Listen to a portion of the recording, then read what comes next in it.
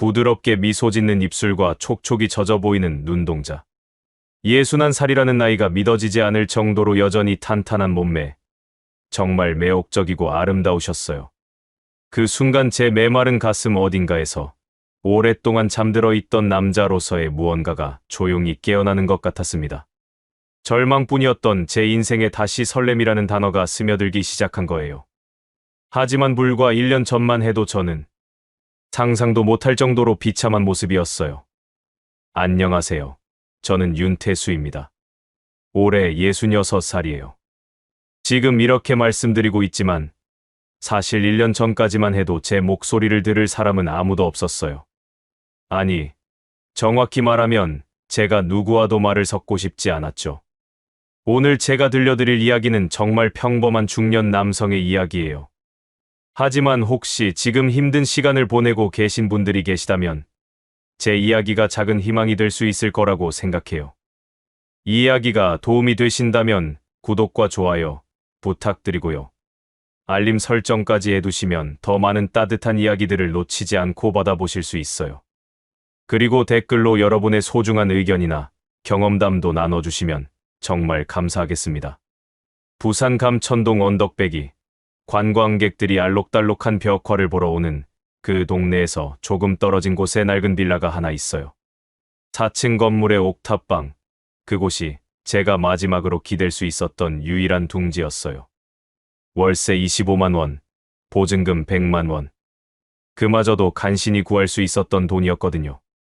45년 동안 운영해온 작은 금속 가공 공장이 문을 닫은 건 3년 전 일이에요. 처음에는 일시적인 어려움이라고 생각했어요. 코로나가 지나가면, 경기가 나아지면 다시 살아날 수 있을 거라고요. 하지만 현실은 그렇게 호락호락하지 않았어요. 주문은 끊어졌고 직원들 월급을 주기 위해 빌린 돈은 눈덩이처럼 불어났죠. 사장님, 우리라도 월급 안 받을게요. 20년 넘게 함께 일해온 직원들이 그렇게 말했을 때 저는 결국 울음을 터뜨리고 말았어요. 공장 문을 닫고 기계들을 모두 정리하고 그래도 남은 빚은 감당할 수 없을 정도였어요. 집도 잃고 가족도 잃고 결국 이 옥탑방까지 오게 된 거죠. 7평 남짓한 공간에 낡은 싱크대 하나, 삐걱거리는 침대 하나가 전부였어요. 창문으로 보이는 건 회색 하늘과 촘촘히 들어선 다른 빌라들 뿐이었고요. 그렇게 시작된 제 하루는 정말 단조로웠어요. 오전 11시쯤 일어나서 편의점에서 산 삼각김밥 하나로 점심을 때우고 오후에는 침대에 누워 천장만 바라봤어요. 저녁이 되면 슈퍼에서 소주 한 병과 오징어 한 마리를 사서 올라와서 혼자 마시다가 잠드는 게 일상이었죠. 며칠씩 같은 옷을 입고 지내는 것도 부지기수였어요. 빨래할 기력도, 씻을 기력도 없었거든요. 거울도 거의 보지 않았어요. 거울에 비친 제 모습이 너무 초라해서 차라리 안 보는 게 나았어요. 내가 왜 이렇게 됐을까? 매일 밤 소주잔을 기울이며 자책했어요. 가족들은 지금 뭘 하고 있을까? 아내와 아이들 생각이 나면 가슴이 찢어질 것 같았지만 연락할 용기도 없었어요. 실패한 남편이자 아버지인 제가 무슨 면목으로 그들에게 안부를 물을 수 있겠어요. 사업 실패 때문에 어쩔 수 없이 이혼했지만 돈으로 앞으로 영영 볼 수 없는 사이가 됐다는 게 정말 마음이 아팠어요. 그런 날들이 몇 달째 계속되고 있었어요. 삶의 끈을 완전히 놓은 채로요. 그때만 해도 저는 몰랐어요. 바로 아래층에 제 인생을 바꿔줄 천사가 살고 있다는 걸 말이에요. 평소처럼 편의점에 라면을 사러 나가는데 1층에서 나오시는 분과 마주쳤어요. 건물 주인이신 김영자 씨였죠. 처음 이 빌라에 들어올 때 잠깐 뵀던 분이었는데 그때는 너무 급했어서 제대로 인사도 못 드렸거든요. 그런데 이날은 어쩐지 영자 씨가 제 모습을 유심히 바라보시더라고요. 저는 당황해서 고개만 숙이고 지나가려 했어요. 잠깐만요. 영자 씨가 저를 부르시더라고요. 뭔가 잘못했나 싶어서 돌아보니 영자 씨가 제 옷을 보고 계셨어요. 그때서야 저도 제 모습을 의식하게 되었어요. 일주일째 갈아입지 않은 회색 셔츠는 구겨지고 얼룩이 여기저기 묻어 있었거든요. 영자 씨가 조심스럽게 말을 꺼내셨어요. 혹시 괜찮으시면 제가 한번 세탁해 드릴게요. 그러면서 조용히 손을 내미시더라고요. 저는 정말 당황했어요. 세상에 누군가 제게 이런 친절을 베풀어 주시다니요. 그동안 저는 완전히 세상과 단절된 채 살고 있었거든요. 마트 계산대에서 감사합니다. 한마디 듣는 게 전부였는데 이렇게 누군가 저를 걱정해 주시다니요. 아니에요. 괜찮습니다. 제가 황급히 손을 저었지만 영자 씨는 포기하지 않으셨어요. 괜찮아요. 어차피 1층에서 세탁소 운영하고 있거든요. 빨래 한 벌 더 하는 게 뭐 어렵겠어요. 그 말을 들으니 정말 부끄러웠어요. 제가 얼마나 지저분한 모습이었는지 남이 봐도 안쓰러울 정도였던 거죠. 하지만 영자 씨의 눈빛에는 동정심보다는 진심 어린 걱정이 담겨 있었어요. 결국 저는 그 셔츠를 벗어서 영자 씨께 드렸어요. 그리고 옥탑방에 있던 다른 옷으로 갈아입고 기다렸죠. 세탁기 돌아가는 소리가 1층에서 들려왔어요. 그 소리를 들으며 저는 정말 오랜만에 마음이 따뜻해지는 걸 느꼈어요. 1시간 반 정도 지났을까요? 영자 씨가 옥탑방으로 올라오셨어요. 손에는 깔끔하게 개어진 제 셔츠가 들려 있었고요. 세탁만 한 게 아니라 다림질까지 말끔히 해주신 거예요. 그 순간 제 눈에 눈물이 핑 돌았어요. 언제부터인지 제가 사람 취급받는다는 걸 까맣게 잊고 살았는데 누군가 이렇게 정성스럽게 저를 도와주시다니요. 마치 엄마가 아들을 위해 해주는 것 같은 그런 마음이 느껴졌거든요. 정말 고맙습니다. 겨우 그 말만 할 수 있었어요. 목이 메어서 더 이상 말이 나오지 않았거든요. 영자 씨는 그런 제 모습을 보시고는 다정하게 웃으시더라고요. 천만에요. 이웃끼리 당연한 거죠. 그날 밤 저는 처음으로 깨끗한 옷을 입고 잠자리에 들었어요. 빨래 냄새가 은은하게 나는 셔츠를 입고 있으니 마치 제가 다시 사람이 된 것 같은 기분이었어요. 그리고 영자 씨의 그 따뜻한 손길이 계속 생각났어요. 조용히 손을 내밀며 도움을 주시던 그 모습이요. 이틀 후 토요일 오전이었어요. 영자 씨가 깔끔하게 다림질해 주신 셔츠를 입고 옥탑방에서 나오는데 1층에서 영자 씨가 저를 기다리고 계시더라고요. 손에는 제 셔츠를 정성스럽게 접어서 들고 계셨어요. 윤태수 씨, 영자 씨가 밝게 인사해 주시더라고요. 저는 계단을 내려가면서 정말 고마운 마음이 들었어요. 그런데 영자 씨가 제 셔츠를 건네주시면서 하신 말씀이 아직도 기억나요. 이 옷에 이 머리는 너무 아깝네요. 그러면서 웃으시는 모습이 정말 따뜻하셨어요. 저는 그제서야 제 머리 상태를 의식하게 되었어요. 1달 넘게 깎지 않아서 정말 숲속의 아인 같았거든요. 앞머리는 눈을 가릴 정도로 길었고 뒷머리는 목까지 내려왔어요. 죄송해요. 요즘 좀 제가 민망해하며 말을 흐리자 영자 씨가 고개를 저으시더라고요. 죄송할 게 뭐 있어요. 그런데 제 친구가 미용실을 하거든요. 같이 가실래요? 정말 뜻밖의 제안이었어요. 솔직히 미용실 갈 돈도 아까웠지만 영자 씨의 친절을 거절하기가 어려웠어요. 그리고 무엇보다 제 모습이 정말 말이 안 되긴 했거든요. 괜찮을까요? 제가 돈은 걱정하지 마세요. 제가 얘기해 놓을게요. 그렇게 해서 영자 씨와 함께 동네 미용실로 향했어요. 언덕길을 함께 걸어 내려가는데 오랜만에 누군가와 나란히 걷는다는 게 참 이상했어요. 그동안 혼자서만 다녔거든요. 미용실은 생각보다 아담하고 깔끔한 곳이었어요. 미용실 진아라는 간판이 걸려 있었고 안에서는 중년 여성이 손님 머리를 만지고 계셨어요.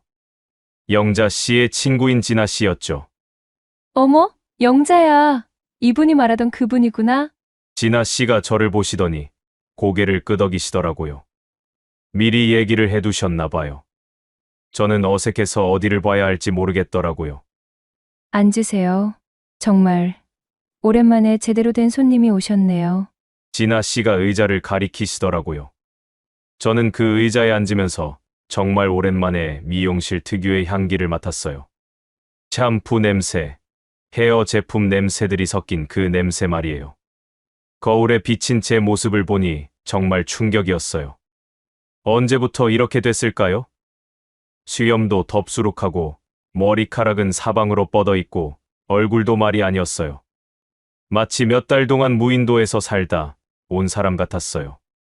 진아 씨가 제 머리를 만져보시더니 혀를 차시더라고요.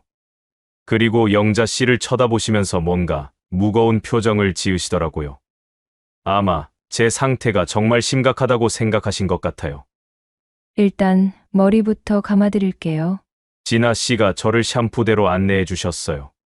따뜻한 물이 머리카락을 적시면서 흘러내릴 때 정말 오랜만에 편안함을 느꼈어요. 언제 마지막으로 이렇게 머리를 감았는지 기억도 안 났거든요. 샴푸 거품이 머리 전체를 감쌀 때 마치 제 안에 쌓인 모든 더러운 것들이 씻겨나가는 기분이었어요. 진아 씨의 손길이 머리카락 사이사이를 정성스럽게 문질러 주시는데 그게 얼마나 고마운지 몰라요. 그 다음에는 의자로 돌아와서 본격적인 이발이 시작되었어요.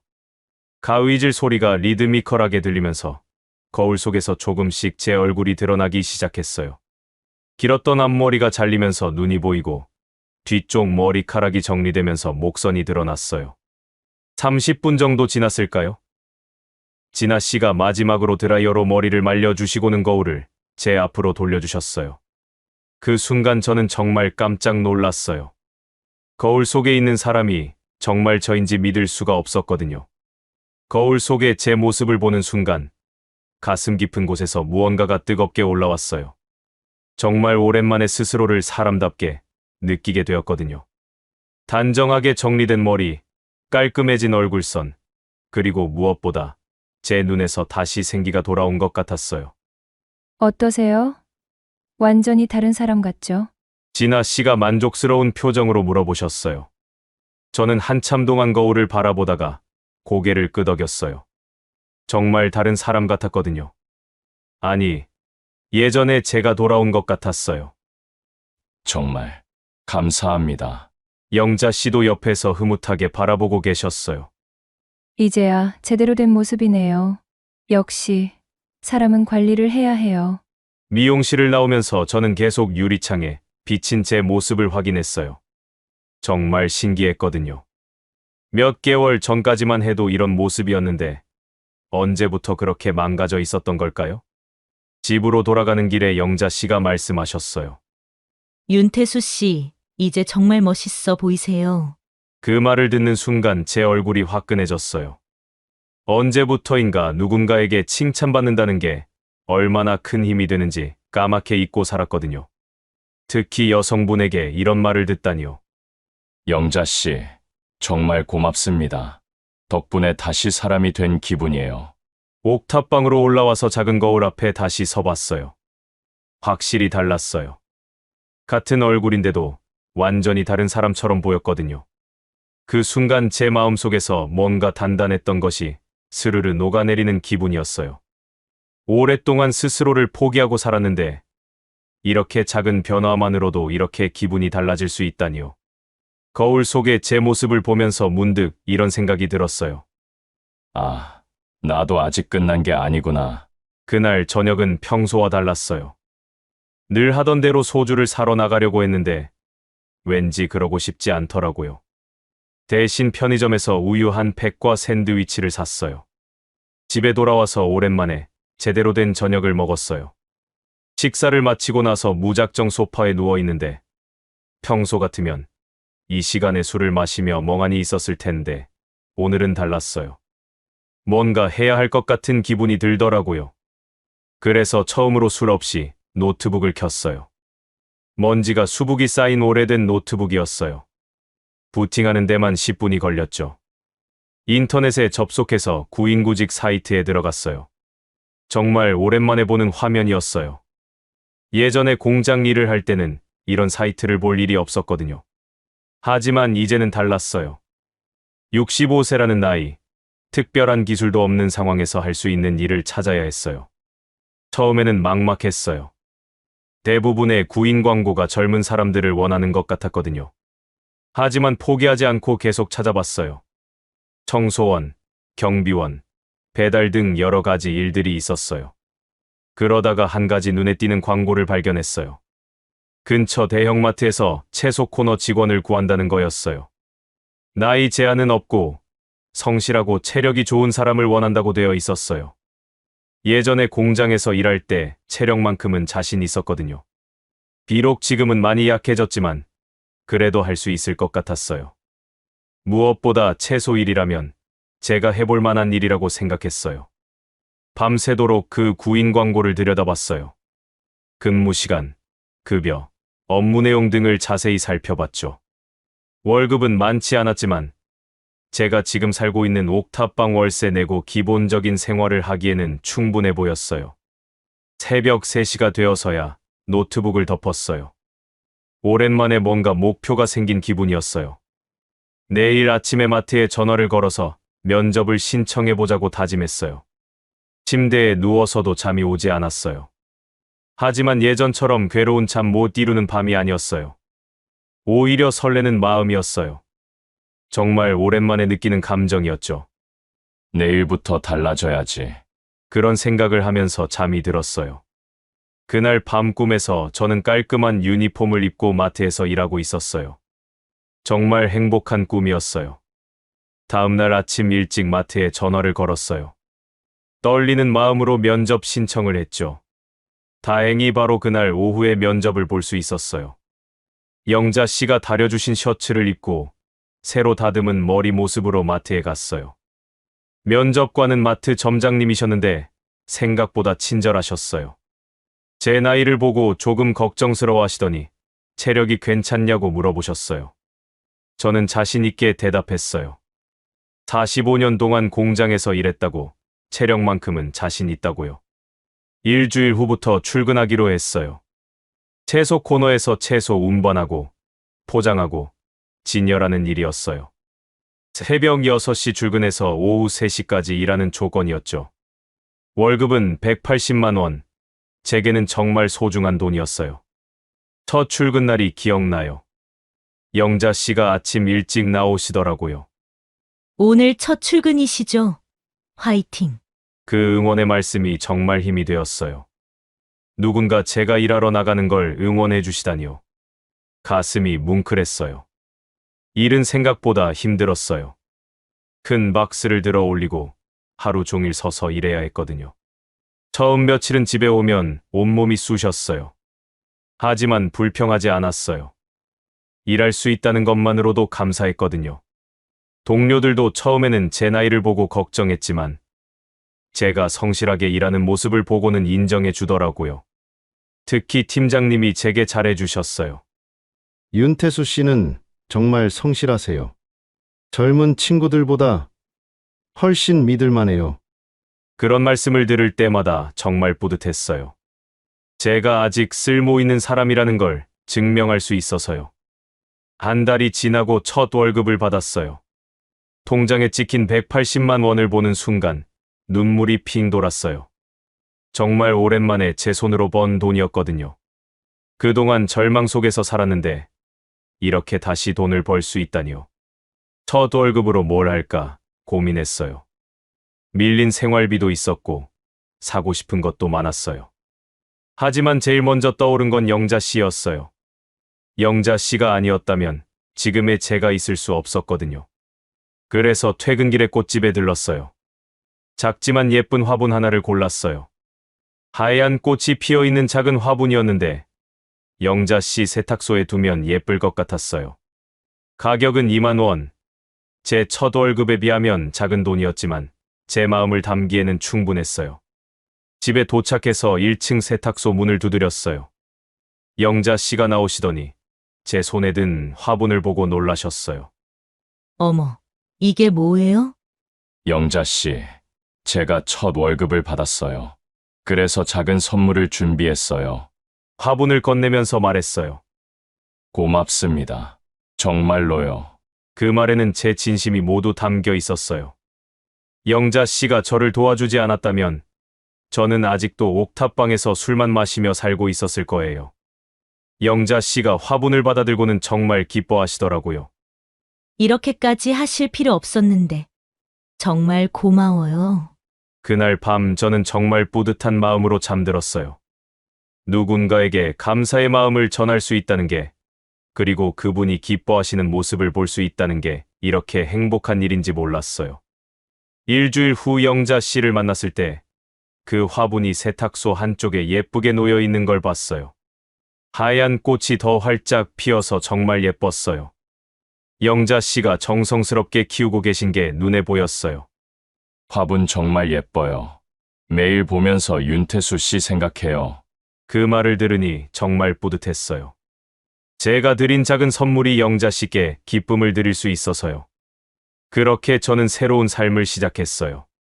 매일 새벽에 일어나서 마트에 출근하고 성실하게 일하고 저녁에는 집에 와서 간단한 저녁을 먹고 일찍 잠들었어요. 규칙적인 생활이 제게는 정말 좋았어요. 무엇보다 영자 씨와 가끔 마주칠 때마다 서로 안부를 묻는 게 좋았어요.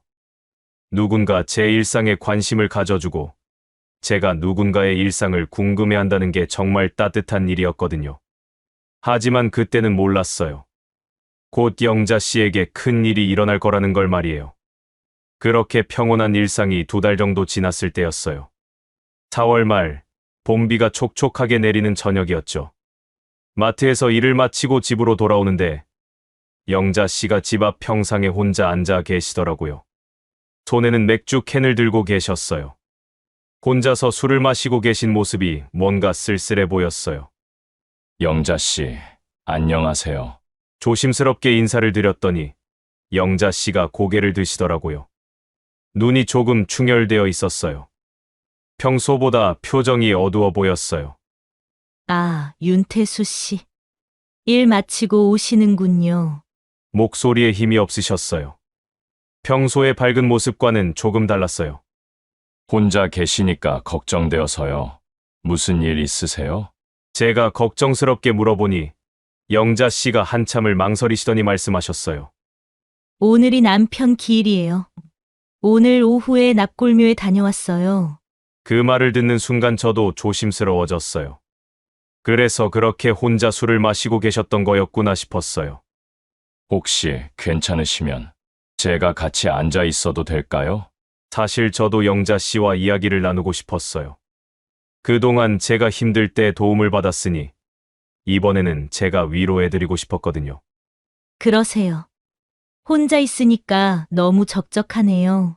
영자 씨가 옆자리를 가리키시더라고요. 저는 평상에 앉으면서 영자 씨 옆에 맥주 캔들을 봤어요. 이미 몇 개를 드신 것 같았어요. 맥주 하나 더 가져다 드릴까요? 아니요. 충분해요. 윤태수 씨도 하나 드세요. 영자 씨가 옆에 있던 맥주 캔 하나를 건네주셨어요. 저는 그걸 받아서 따고는 조용히 마셨어요. 한동안 아무 말 없이 앉아 있었어요. 봄비가 부슬부슬 내리고 있었어요. 비 소리만 들릴 뿐이었죠. 그러다가 영자 씨가 먼저 입을 여셨어요. 남편이 뇌출혈로 쓰러진 게 5년 전이에요. 그때부터 요양병원에 있다가 작년에 세상을 떠났어요. 영자 씨의 목소리에는 깊은 그리움이 담겨 있었어요. 저는 조용히 들었어요. 35년을 함께 살았는데 마지막 5년은 병원에서만 지냈어요. 말도 못하고 알아보지도 못하고 그래도 제게는 소중한 남편이었거든요. 영자 씨가 허심탄회하게 이야기하시는 모습을 보니 정말 많이 힘드셨구나 싶었어요. 많이 힘드셨겠어요. 저도 혼자가 되었을 때 정말 막막했거든요. 제가 조심스럽게 말하자 영자 씨가 저를 바라보셨어요. 윤태수 씨도 혼자가 되신 지 얼마 안 되시죠? 네, 1년 정도 되었어요. 사업 실패하고 이혼하게 되었거든요. 처음으로 제 이야기를 솔직하게 털어놓았어요. 그동안 누구에게도 말하지 못했던 이야기를요. 솔직히 말하면요. 남편이 병원에 있을 때는 정말 힘들었어요. 매일 면회 가서 간병하고 세탁소 일도 혼자 해야 하고 때로는 이런 생각도 들었어요. 언제까지 이렇게 살아야 하나 하고요. 영자 씨가 속마음을 털어놓으시더라고요. 그런 생각 드시는 게 당연해요. 저도 비슷한 경험이 있어서 이해해요. 아이들은 다 서울이랑 대구에 있어서 제사도 제대로 못 지내요. 그래서 오늘도 혼자 납골묘에 가서 술 한 잔 따라드리고 왔어요. 영자 씨의 목소리에 쓸쓸함이 묻어났어요. 남편이 돌아가시고 나서는 홀가분한 기분도 들었어요. 그런 생각하는 제가 나쁜 사람 같기도 하고 복잡해요. 영자 씨의 솔직한 고백을 들으니 저도 마음이 짠해졌어요. 사람의 마음이라는 게 정말 복잡한 것 같아요. 하지만 지금은 또 외로워요. 35년 동안 함께했던 사람이 없으니까 뭘 해야 할지 모르겠어요. 그날 밤 우리는 정말 오래 이야기했어요. 서로의 아픔과 외로움에 대해서요. 영자 씨는 남편을 돌보느라 힘들었던 이야기를, 저는 사업 실패와 가족을 잃었던 이야기를 나눴어요. 처음으로 마음을 터놓고 이야기할 상대가 생긴 기분이었어요. 그렇게 이야기를 나누다 보니 어느새 밤 11시가 넘어 있었어요. 봄비는 여전히 부슬부슬 내리고 있었고 가로등 불빛이 젖은 아스팔트를 비추고 있었죠. 영자 씨와 저는 맥주를 마시며 정말 오랫동안 대화를 나눴어요. 서로의 아픔을 털어놓으니 마음이 한결 가벼워진 기분이었어요. 그동안 혼자서만 품고 있던 상처들을 누군가와 나눌 수 있다는 게 이렇게 위로가 되는 줄 몰랐거든요. 윤태수 씨, 오늘 이야기 들어주셔서 정말 고마워요. 영자 씨가 진심 어린 목소리로 말씀하시더라고요. 저야말로 고마워요. 저도 속에 있던 말을 할 수 있어서 후련해요. 그런데 영자 씨의 표정이 갑자기 어두워지시더라고요. 뭔가 걱정스러운 일이 있으신 것 같았어요. 사실 요즘 밤마다 잠이 안 와요. 혼자 자려니 무섭고 허전해요. 영자 씨가 떨리는 목소리로 말씀하시더라고요. 그 말을 들으니 제 마음이 아팠어요. 저도 비슷한 경험이 있었거든요. 혼자 남겨졌을 때의 그 막막함과 두려움을요. 영자 씨의 손이 맥주 캔을 잡고 있는데 살짝 떨리고 있는 게 보였어요. 정말 힘드시구나 싶었어요. 그 순간 저도 모르게 영자 씨의 손을 조용히 감싸주었어요. 따뜻하고 부드러운 손이었어요. 오랫동안 혼자 지내면서 잊고 있었던 감촉이었죠. 사람의 온기라는 게 이렇게 소중한 건지 새삼 깨달았어요. 괜찮아요. 저도 있잖아요. 제가 그렇게 말하자 영자 씨가 저를 바라보시더라고요. 눈물이 맺힌 눈동자가 가로등 빛에 반짝이고 있었어요. 그 순간 제 가슴 속에서 뭔가 뜨거운 감정이 올라왔어요. 영자 씨도 제 마음을 느끼셨는지 제 손을 더 꽉 잡으시더라고요. 오랫동안 서로의 눈을 바라보며 말없이 앉아 있었어요. 그 침묵 속에서 우리는 서로가 얼마나 외로웠는지, 얼마나 위로가 필요했는지 느낄 수 있었어요. 윤태수 씨, 영자 씨가 제 이름을 부르시는 목소리가 달라져 있었어요. 간절함과 그리움이 섞인 목소리였어요. 저도 영자 씨를 바라보며 고개를 끄덕였어요. 그날 밤 우리는 자연스럽게 1층으로 들어갔어요. 영자 씨의 작은 거실에서 우리는 계속 이야기를 나눴어요. 하지만 말보다는 서로의 존재 자체가 위로가 되고 있었어요. 시간이 흐르면서 분위기가 묘하게 변해갔어요. 처음에는 단순한 위로였는데 어느 순간부터 서로에 대한 다른 감정이 싹 트기 시작했어요. 65세와 61세, 우리 나이에도 이런 감정이 생길 수 있다는 게 신기했어요. 영자 씨가 제 어깨에 머리를 기대시더라고요. 그 순간 저는 정말 오랜만에 남자로서의 감정을 느꼈어요. 가족을 잃고 모든 걸 포기했던 제게 다시 누군가를 보듬고 싶은 마음이 생긴 거예요. 영자 씨, 저도 외로웠어요. 정말 많이요. 제가 속마음을 털어놓자 영자 씨가 고개를 들어 저를 바라보셨어요. 그 눈빛에는 저와 같은 그리움이 담겨 있었어요. 촉촉한 눈동자와 살짝 벌어진 입술, 61세라는 나이가 믿어지지 않을 정도로 아름다우셨어요. 저도 모르게 영자 씨의 볼을 살며시 어루만졌어요. 부드럽고 따뜻한 피부의 감촉이 제 손끝으로 전해져 왔어요. 영자 씨도 눈을 감으시며 제 손길을 받아들이셨어요. 그 순간 우리 사이에 흐르는 기류가 완전히 달라졌어요. 오랫동안 억눌러왔던 감정들이 마치 봄눈 녹듯 스르르 풀어지기 시작했어요. 제 가슴 속에서는 한동안 멈춰있던 심장이 다시 뛰기 시작했어요. 영자 씨가 제 손을 잡고 침실로 이끄셨어요. 작고 따뜻한 침실에는 은은한 조명이 켜져 있었어요. 우리는 침대 가장자리에 나란히 앉아서 서로를 바라봤어요. 정말 괜찮으세요? 제가 조심스럽게 물어보자 영자 씨가 고개를 끄덕이셨어요. 그리고 제 목에 팔을 둘러싸며 천천히 제게 몸을 맡기셨어요. 그 순간부터 우리는 말없이 서로의 마음을 나눴어요. 오랫동안 메말라 있던 두 사람의 영혼이 다시 생명력을 되찾는 순간이었어요. 어색함보다는 그리움이 더 컸어요. 서로의 온기를 느끼며 조심스럽게, 간절하게 사랑을 나눴어요. 영자 씨의 부드러운 손길이 제 등을 어루만질 때, 저는 정말 오랜만에 살아있다는 느낌을 받았어요. 누군가 저를 필요로 하고, 제가 누군가를 위로할 수 있다는 걸 깨달았어요. 우리는 마치 20대 연인처럼 서로를 소중히 여기며 사랑했어요. 나이 든 몸이지만 서로에 대한 마음만큼은 순수하고 간절했어요. 때로는 격렬하게, 때로는 부드럽게 서로의 외로움을 달래주었어요. 새벽 2시가 넘어서도 우리는 함께 있었어요. 서로의 품에서 달콤한 여운을 만끽했어요. 영자 씨가 제 가슴에 머리를 기대고 계시는데 그 모습이 너무나 사랑스러웠어요. 이런 나이에도 이런 감정을 느낄 수 있다니 꿈만 같아요. 영자 씨가 속삭이듯 말씀하시더라고요. 저도 같은 마음이었어요. 인생의 황혼기에 이렇게 뜨거운 사랑을 다시 느낄 수 있다는 게 정말 신기했어요. 새벽 2시가 넘어서도 우리는 함께 있었어요. 서로의 온기를 느끼며 오랫동안 대화했어요. 때로는 말없이 안아주기도 했고, 때로는 서로의 손을 잡고 있기도 했어요. 그날 밤 우리는 정말 특별한 시간을 보냈어요. 단순히 육체적인 관계가 아니라 서로의 마음과 영혼이 만나는 시간이었어요. 오랫동안 메말라 있던 마음에 단비 같은 위로를 주고받았어요. 새벽녘이 되어서야 저는 옥탑방으로 올라갔어요. 하지만 그날 밤의 온기는 오랫동안 제 마음에 남아 있었어요. 영자 씨도 저와 같은 마음이실 거라고 생각했어요. 침대에 누워서 천장을 바라보며 생각했어요. 이제 정말 새로운 시작이 될 수 있을까요? 우리 나이에도 이런 감정을, 이런 관계를 가질 수 있을까요? 설렘과 걱정이 동시에 들었어요. 하지만 분명한 건 그날 밤 이후로 제 마음에 새로운 희망이 싹트기 시작했다는 거예요.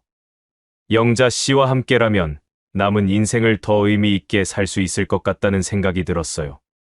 그 특별한 밤 이후로 우리 사이는 완전히 달라졌어요. 다음 날 아침 일어났을 때 영자 씨가 아침밥을 차려주고 계시더라고요. 평소와 다른 건 서로를 바라보는 눈빛이었어요.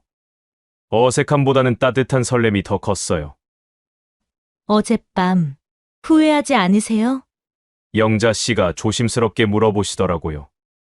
저는 고개를 저었어요. 오히려 이렇게 늦은 게 아쉬웠거든요. 그날부터 저는 조금씩 변화를 시작했어요. 우선 옥탑방에 있던 제 물건들을 조금씩 1층으로 내려오기 시작했어요. 처음에는 며칠 입을 옷가지부터 시작해서 생활용품들을 하나둘씩 옮겼어요.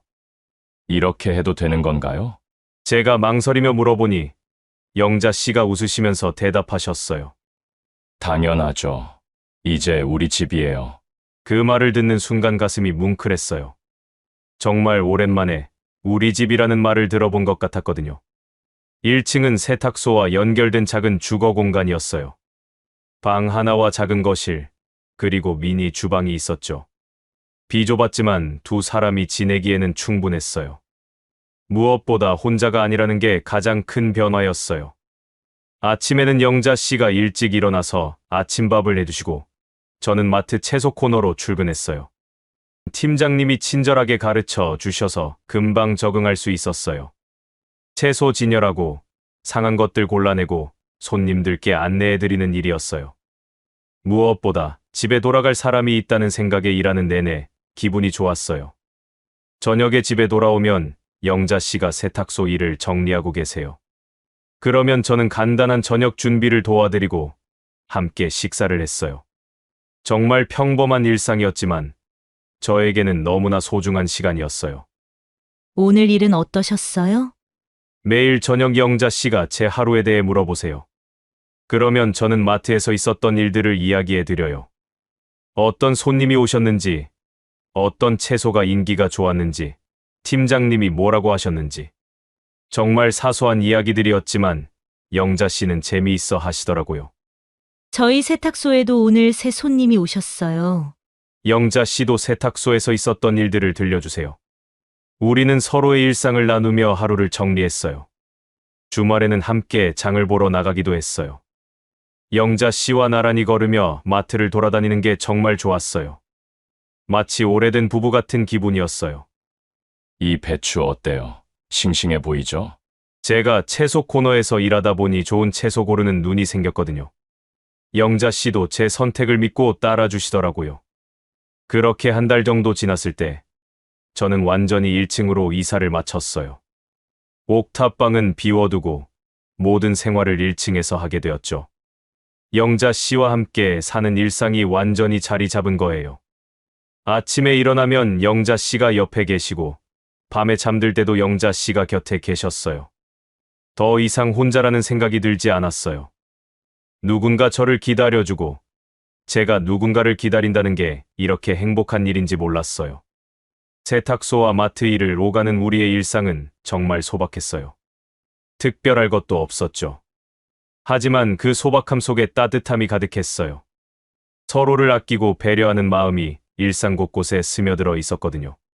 가끔 영자 씨가 제 옷을 세탁해 주시고 저는 영자 씨가 힘들어 하시는 무거운 일들을 도와드렸어요. 서로에게 없어서는 안 될 존재가 되어가고 있었어요. 저녁에는 함께 TV를 보거나 차를 마시며 이야기를 나눴어요. 때로는 말없이 서로의 손을 잡고 앉아 있기도 했어요. 그런 시간들이 정말 소중했어요. 그런데 시간이 흐를수록 저는 한 가지 걱정이 생기기 시작했어요. 이 행복한 일상이 언제까지 계속될 수 있을까 하는 걱정이었어요. 혹시 영자 씨가 지겨워하시는 건 아닐까? 제가 너무 의존하고 있는 건 아닐까 하는 생각들이요. 하지만 그런 걱정들은 영자 씨의 한마디로 사라지게 될 거였어요. 그렇게 함께 산 지 2달이 지났을 때였어요. 어느 토요일 저녁, 우리는 평소와 다름없이 거실에서 차를 마시며 이야기를 나누고 있었어요. 그런데 영자 씨의 표정이 평소보다 진지해 보였어요. 윤태수 씨, 저 말씀드릴 게 있어요. 영자 씨가 조심스럽게 입을 여셨어요. 뭔가 중요한 이야기인 것 같았어요. 혹시 제가 부담스러워서 나가달라고 하시는 건 아닐까 하는 걱정이 들었어요. 네. 말씀하세요. 제가 긴장한 목소리로 대답하자 영자 씨가 제 손을 잡으시더라고요. 따뜻하고 부드러운 손이었어요. 그냥 이렇게 쭉 함께 살면 안 될까요? 그 말을 듣는 순간 제 가슴이 뜨겁게 달아올랐어요. 제가 그동안 마음속으로 바라왔던 말씀이었거든요. 하지만 감히 먼저 꺼내지 못했던 이야기였어요. 영자 씨의 눈빛이 간절했어요. 61세라는 나이에도 불구하고 마치 순수한 소녀처럼 떨리는 목소리로 고백하시는 모습이 너무나 사랑스러웠어요. 저는 한참 동안 영자 씨를 바라봤어요. 그리고 조심스럽게 고개를 끄덕였어요. 저도 그랬으면 좋겠어요. 제 대답을 들은 영자 씨의 얼굴에 환한 미소가 피어났어요.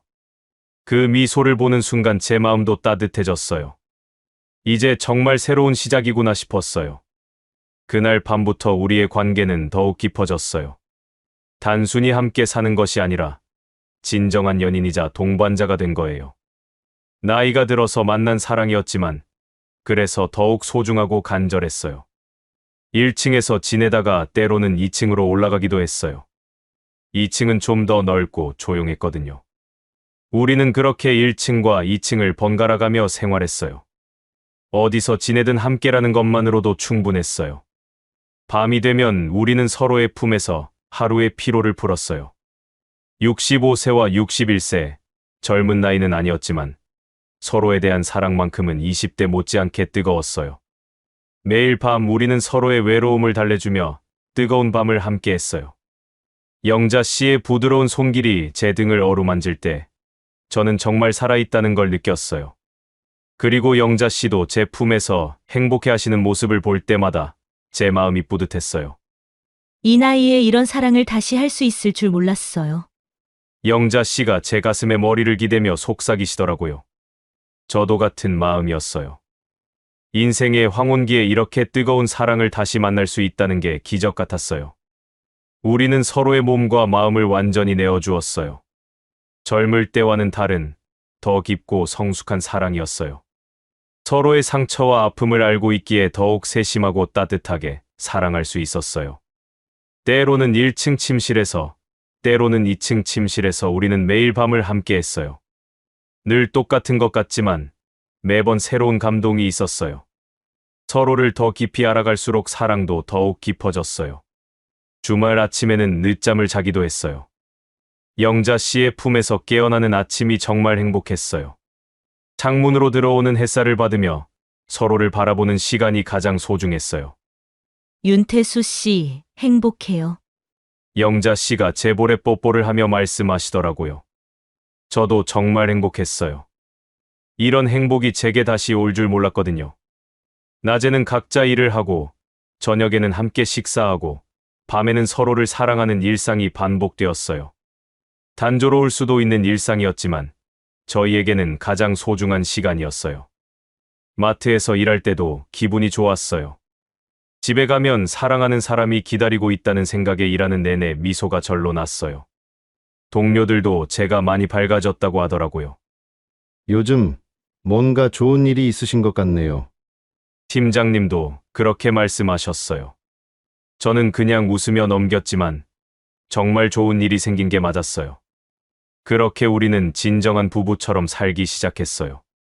법적으로는 부부가 아니었지만 마음으로는 이미 한 가족이었어요. 서로 없으면 안 되는 존재가 된 거죠. 그렇게 함께 산 지 6개월이 지났을 때였어요. 어느 일요일 아침, 저는 영자 씨가 아침 준비를 하시는 모습을 바라보며 문득 깨달았어요. 제게 다시 가족이 생겼다는 걸 말이에요. 영자 씨가 부엌에서 콧노래를 부르며 아침밥을 하시는 모습, 세탁소에서 손님들과 정겨운 인사를 나누시는 모습, 저녁에 제가 돌아오기를 기다리며 미소 지으시는 모습. 이 모든 게 제게는 새로운 가족의 일상이었어요. 윤태수 씨, 일어나셨어요? 아침 다 됐어요. 영자 씨가 밝은 목소리로 저를 부르시더라고요. 그 순간 제 눈에 눈물이 핑 돌았어요. 정말 오랜만에 누군가 저를 깨워주고 제게 밥을 차려주는 사람이 생긴 거예요. 식탁에 앉아서 영자 씨가 차려주신 아침밥을 먹으면서 저는 감사한 마음이 가득했어요. 1년 전 옥탑방에서 혼자 라면만 먹던 제가 이렇게 따뜻한 아침 식사를 누군가와 함께 할 수 있다니요. 영자 씨, 정말 고마워요. 덕분에 제가 다시 살 수 있게 되었어요. 제가 진심을 담아 말하자 영자 씨도 눈시울이 빨갛게 젖으시더라고요. 저야말로 고마워요. 윤태수 씨가 없었다면 저도 계속 외롭게 살았을 거예요. 그날 오후 우리는 함께 동네를 산책했어요. 감천동 언덕길을 걸으면서 저는 새삼 많은 생각이 들었어요. 1년 전 절망에 빠져 이곳에 왔던 제가 지금은 이렇게 행복하게 영자 씨와 함께 걷고 있다니요. 윤태수 씨, 우리 참 신기한 인연이에요. 영자 씨가 제 팔짱을 끼며 말씀하시더라고요. 정말 그랬어요. 만약 영자 씨가 제 구겨진 셔츠를 보고 세탁을 해주겠다고 하지 않으셨다면 지금의 우리는 없었을 거예요. 언덕 위에 앉아서 부산 바다를 바라보며 저는 마음 깊은 곳에서 올라오는 감정을 주체할 수 없었어요. 눈물이 핑 돌면서 가슴이 벅차올랐어요. 늦은 인생이라 생각했는데 지금이 내 인생에서 가장 따뜻한 계절입니다. 제가 그렇게 말하자 영자 씨가 제 손을 꼭 잡아주셨어요. 우리는 말없이 서로를 바라보며 미소를 나눴어요. 65세에 시작된 제 새로운 인생, 정말 꿈만 같아요. 공장이 망하고 가족을 잃었을 때는 모든 게 끝났다고 생각했어요. 하지만 인생은 정말 알 수 없는 것 같아요. 가장 절망적일 때 가장 아름다운 선물이 찾아올 수 있다는 걸 깨달았어요. 지금 우리는 작은 세탁소와 마트 채소 코너를 오가며 소박하게 살고 있어요. 경제적으로 넉넉하지는 않지만 서로가 있어서 충분해요. 아침에 눈 뜨면 옆에 영자 씨가 계시고 밤에 잠들 때도 따뜻한 품이 있어요. 가끔 예전 가족들 생각이 날 때도 있어요. 하지만 이제는 원망하지 않아요. 그 모든 일들이 있었기에 지금의 영자 씨를 만날 수 있었으니까요. 인생의 모든 일에는 다 이유가 있는 것 같아요. 요즘 저희는 작은 꿈도 생겼어요. 세탁소를 조금 더 크게 키우고 저도 마트에서 더 열심히 일해서 둘이 편하게 살 수 있는 집을 마련하는 거예요. 65세와 61세. 늦은 나이지만 아직 꿈꿀 수 있다는 게 참 감사해요. 윤태수 씨, 우리 앞으로도 계속 행복하게 살아요. 영자 씨가 제게 그렇게 말씀하실 때마다 저는 정말 행복한 사람이라는 걸 느껴요. 나이가 들어서 만난 사랑이지만 그래서 더욱 소중하고 깊은 사랑인 것 같아요. 지금까지 제 이야기를 들어주셔서 정말 감사해요. 혹시 지금 힘든 시간을 보내고 계신 분들이 계시다면 제 이야기가 작은 희망이 되었으면 좋겠어요. 인생은 언제든 새로운 시작이 가능하니까요. 늦은 나이라고 포기하지 마세요. 사랑도, 꿈도, 행복도 나이와는 상관없어요. 지금 이 순간이 새로운 시작점이 될 수 있어요. 오늘 제 이야기가 여러분에게 조금이라도 도움이 되셨다면 구독과 좋아요 버튼을 눌러주세요. 그리고 알림 설정도 해두시면 앞으로 더 많은 따뜻한 이야기들을 놓치지 않고 받아보실 수 있어요. 댓글로 여러분의 소중한 이야기나 응원의 메시지도 남겨주시면 정말 감사하겠어요. 여러분 모두 행복하시고 따뜻한 사랑이 가득한 하루하루 보내시길 바라요. 지금까지 인생의 후반부를 이야기하다 지혜 사연이었습니다. 끝까지 들어주셔서 진심으로 감사합니다.